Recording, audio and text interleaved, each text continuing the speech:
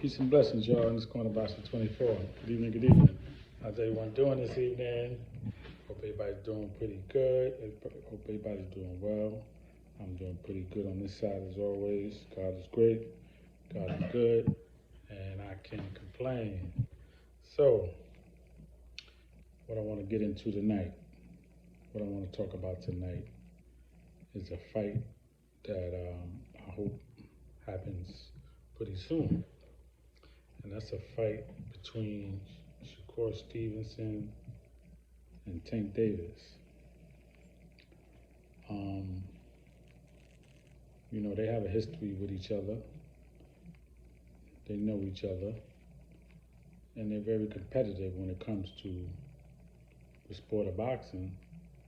And they're very confident when it comes to talking about their skill set. Now, we know that Shakur Stevenson was a 126-pound champion, 130-pound champion, and now he's at 135. His first fight would be against Yoshino, April 8th at the Prudential Center in Newark, New Jersey. His first fight at 135. And he looks like he's focused and he's serious to get that win and to break into the 135-pound division. Tank, on the other hand, is about to fight Ryan Garcia April 22nd in Vegas. I think the actual site is to be announced, but I don't think it's going to be a cakewalk fight for Tank Davis. I think it's a 60-40 fight, maybe 55-45, something to that effect, close to 50-50. Based on what Ryan Garcia brings to the table, based on, I think what he brings to the table makes it a 50-50 fight. I just think the game plan is what's going to really determine what's going to happen, because I could have the skill set, but if I can't execute it, it doesn't matter. So I think it will be an even fight, more based on what skill set he brings to the table. And we're going to see how that goes. However it goes, I think that Shakur Stevenson and Tank is going to be a blockbuster fight, hell of a fight. Now, Tank, we know, is known for his power. He does have one-punch power. And Shakur is a great boxer and a defensive fighter. Now, that doesn't mean that Tank can't box either. He's a great boxer. Boxes very well, very smart, footwork is good, and Shakur is not a knockout puncher, but I think he has enough strength to keep you at bay.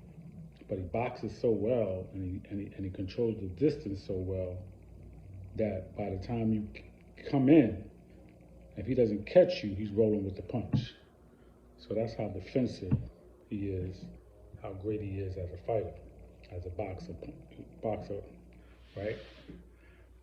So I feel like, that's definitely a pretty even fight. But I think Tank feels, according to articles I've read and things I've heard him say, just recently he said, all that boxing is good in reference to Shakur Stevenson, any boxer, but in particularly Shakur Stevenson, because people were talking about Shakur Stevenson and him fighting him, and he said all that boxing is good, but what happens, what you gonna do when you get hit? What happens when you get hit? I remember Shakur Stevenson saying not too long ago that he's gonna be waiting for that one punch all night long. That's how confident he is that he can outbox Tank.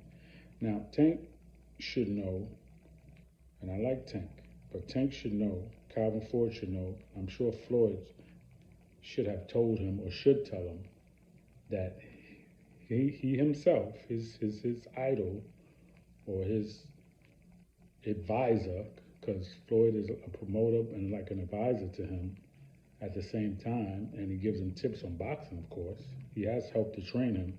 I'm sure he has told him that,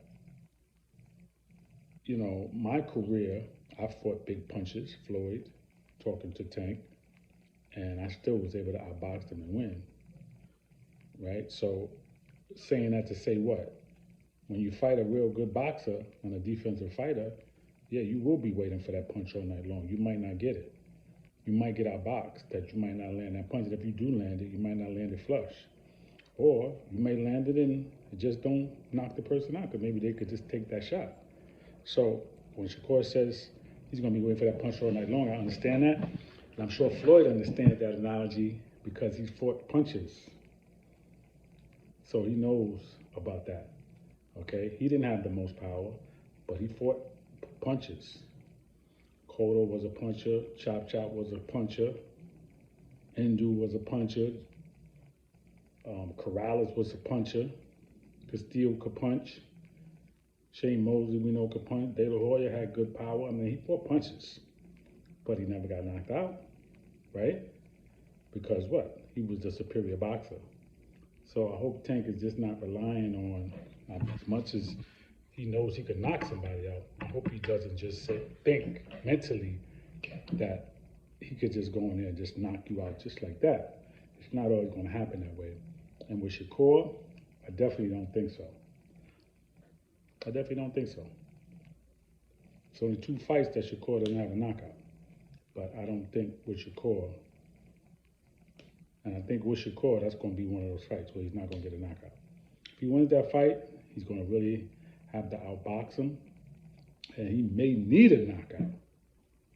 And if he doesn't get it, he loses that fight. That could be the scenario. I'm not sure. We will see. But I do know that Shakur Stevenson is confident in his skills. I think Tank is confident in his power. And when the two collide, we're going to see how it goes. But never, always remember in boxing, everybody's not going to get knocked out, no matter what you hit them with. There's some people, man, you can hit them with the hardest shot, and you're just not going to knock them out. Now, let me say this as well. Floyd got rocked 2 times by Shane Mosley. And that second time he got rocked, he had to hold on. He did what a fighter's supposed to do. He grabbed Shane Mosley, he held on, he caught his composure, he stood up, and then in that same round, it looked as if he was never even hit.